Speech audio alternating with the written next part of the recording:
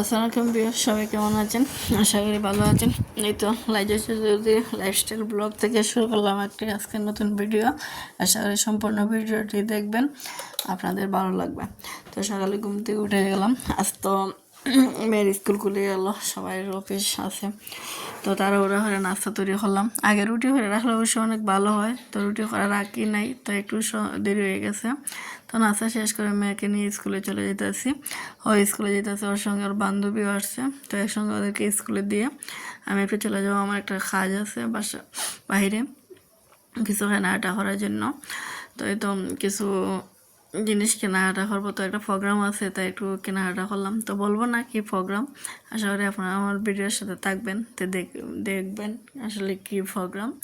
তো প্রোগ্রামটা আরও 2 দিন পর, তো আগ থেকে কিছু কিনে রাখলাম। আস্তে আস্তে আসলে সপ্তাহে একসাথে করা যায় না, সেই জন্য কিছু কেনাকাটা করে রেখে দিলাম। তো এই তো গোটা একটু গুছিয়ে নিলাম। আর আসলে সবাই তো গেছে, সবাই কর্মস্থলে, মেয়েও স্কুলে চলে গেছে। তো এক এক করে রুমগুলো গুছিয়ে নিলাম, অনেক অগোছালো ছিল। তো বেডটা চেঞ্জ করে নিলাম, আর মশারিটা একটু দেখেন সুন্দর লাগতেছে, এইভাবে করে রাখলে পাখির বাসা। তো সবসময় তো করতে মন চায় না, তো আজকে একটু করলাম, সময় নিয়ে ভাবলাম যে ঘরটা একটু সুন্দর করে গুছাই। অনেকদিন ধরে ঘর গুছানো হয় না তেমন সুন্দর করে, তো আজকে একটু সময় নিয়ে অনেকগুলো রুম আস্তে আস্তে গুছিয়ে নিলাম। আসলে একটা রুম গুছাতে অনেক সময় লাগে, পুরো ভিডিও তো আর দেখানো শেয়ার করা যায় না।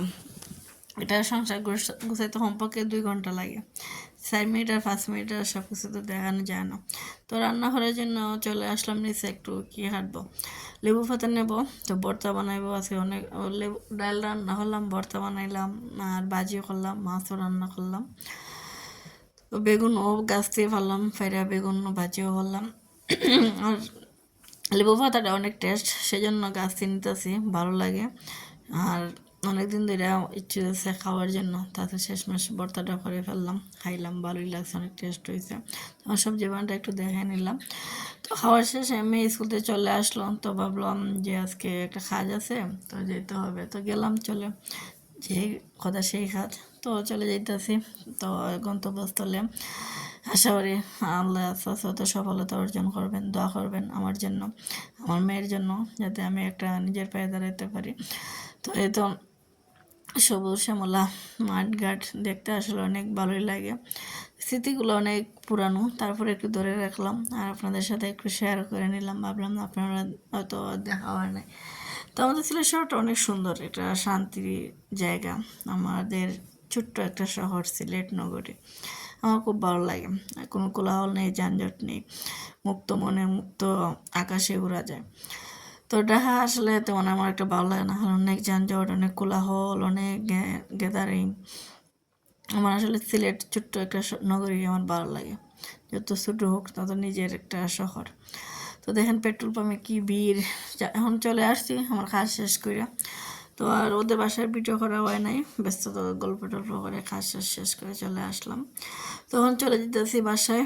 আমার বাসায় কেউ কাজ আছে, সন্ধ্যার আগে চলে যেতেছি, কারণ সন্ধ্যায় গেলে আরও যেতে কষ্ট হইব, আর মেয়ে নিয়ে যাবো। আমার আসলে মেয়ে জার্নি করতে পারি না, তো একটা 1-1.5 ঘন্টা কাজ শেষ করে আবার গন্তব্যস্থলে চলে যেতেছি মেয়েকে নিয়ে। তো সবাই দোয়া করবেন যে সুস্থভাবে চলে যেতে পারে। এতে বাসায় চলে আসলাম, এসে কাপড় সব কিছু সাথে এনে গুছালাম। তখন তো স্কুলও খুলে গেছে, অনেক কিছু পড়া দিল, তো মেয়ে দেখি বইগুলো নিয়ে বসলো, তো আমি একটু ভিডিও করে নিলাম, আর একটু বাদাম চলিয়ে দিলাম, দেখলাম কি পড়ে। তো বাদাম খাইতেছে আর পড়তেছে। তো ক্লাসের তো বাচ্চারা কিন্তু চাপও থাকলে অনেক পড়তে চায়, তো আছে ক্লাসের পড়ার চাপ আছে, সেই জন্য হয়তো নিজে নিজে আজকে পড়তে বসছে। তো পড়া শেষ করে কখন দেখি তো নিয়ে বসলাম। তো ভালো থাকেন বিয়ার সবাই, আসসালামু আলাইকুম, দোয়া করবেন আমাদের জন্য।